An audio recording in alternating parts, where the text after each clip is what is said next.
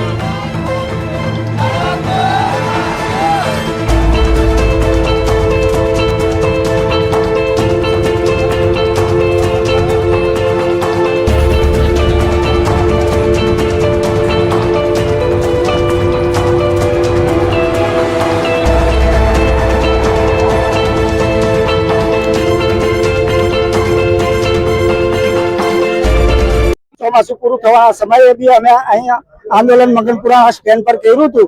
ત્યારે બોરેલીના કાર્યપાલક ઇજનેરે આવીને એવું કીધું હતું કે હું તમને વહી ધરી આપું છું, એ પરમ દિવસેથી કામ ચાલુ કરી દઈશ આ ખાડા પુરાવાનું, પણ હોવા છતાં કોઈ પણ જાતના ખાડા પૂર્યા નથી। છેલ્લા 3 વર્ષથી આ રોડ પર પસાર થતી પબ્લિક એટલી બધી હેરાન થાય છે, ખાડા બહુ પડી ગયા છે। અને અમે 11 માર્ચના દિવસે બી અમારું પ્રતિનિધિ મંડળ છોટાઉદેપુર સાહેબને મળવા ગયું હતું, ત્યારે રાઠવા સાહેબે એવું કીધું, બોરેલીના કાર્યપાલક ઇજનેરને હુકમ કર્યો હતો કે તમે તાત્કાલિક આ ખાડા ડોમર પિચિંગથી કરો, પણ હોવા છતાં એ પિચિંગ ના કર્યું અને મોટા મોટા મેન્ટલ બીજા દિવસે નાખ્યા। એ મોટા મેન્ટલ ઉછળવાથી લોકોના પગમાં બી વાગે છે, સ્કૂટરમાં બી સ્લીપ મારે છે અને ધૂળ એટલી બધી ઉડે છે કે અહીંની રોડ પર પસાર થતી પબ્લિકને બહુ તકલીફ પડે છે। આજુબાજુના ખેતરોમાં ધૂળ ઉડવાથી કશું કોઈ પણ જાતનો પાક બી પાકતો નહીં। તો સરકારને અમારી નમ્ર વિનંતી છે કે તમે તાત્કાલિક આ ખાડા ડોમર પિચિંગ કરીને આ રસ્તો તાત્કાલિક ચાલુ કરો, એવી મારી નમ્ર વિનંતી છે। અને અગાઉ 6 મહિના પર ધારાસભ્ય અને સંસદ સભ્ય ની ખાતમુહૂર્ત કર્યું હતું કે 58 કરોડ રૂપિયા આ રસ્તો તાત્કાલિક ચાલુ કરવામાં આવશે, પણ હવા 6 મહિના થઈ ગયા પણ હજુ આ રસ્તાનું કોઈ પણ જાતનું કામ નહીં ચાલુ। તો મારી અમને બી નમ્ર વિનંતી છે કે તમે બી સાહેબ અહીંથી કાયમ માટે પસાર થાવ છો તો ધારાસભ્ય, સંસદ સભ્ય, બીજા પદાધિકારીઓ પણ તમે થોડો રસ લઈને આ રસ્તો બનાવો, એવી અમારી નમ્ર વિનંતી। 3 કલાકથી અમે આ રસ્તા રોકો આંદોલન કર્યું છે। આ આંદોલન કર્યા પછી 3 કલાકથી અમે બોરેલી કાર્યપાલક ઇજનેરને અમે ફોન કરીએ છીએ, ફોન ઉપાડતા નથી। ત્યારબાદ અમે છોટાઉદેપુર ફોન કર્યો, છોટાઉદેપુર ફોન સાહેબનો સ્વિચ ઓફ આવે છે। અહીંયા વાહનો વાળા એટલા બધા હેરાન થાય છે જેની કોઈ હદ નહીં। મોડાસરથી લઈ અને રંગલી 4 રસ્તા સુધીનું ટ્રાફિક જામ થઈ ગયું છે। અધિકારીઓ મોજમાં પડી ગયા છે, રજા છે, કોઈ આવતું નથી। આજે શેની રજા હોય, ચીટી ચાંદની રજા હોય, પણ એમનો કઈક ઓફિસ તો ખુલ્લી હોય કે ના હોય, બરાબર, કોઈ અમારું સાંભળવા તૈયાર નથી અને ફોન ઉપાડવા તૈયાર નહીં। છેલ્લા આજે એવું નહીં, અમે ઘણા સમયથી એમને ફોન કર્યો છે, બોરેલી આ લોકો ફોન ઉપાડવા તૈયાર નથી।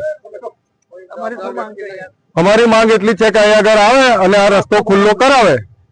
જ્યાં સુધી અધિકારી નહીં આવે ત્યાં સુધી અમે રસ્તો ખોલવાના નથી। આ 3 વર્ષથી જેતપુર પાવીનો પુલ તૂટી જવાથી આ રોડ પર બધા જ સાધનોનું ડાયવર્ઝન કરવાથી આ રોડ તૂટી ગયો છે. તો 3 વર્ષથી તમે કશું પણ ખાડા તેવા ને તેવા, એને ખાડા પડવાનું મૂળ કારણ ડાયવર્ઝન તમે આગળ આ બાજુ વાયરું એના માટેનું છે.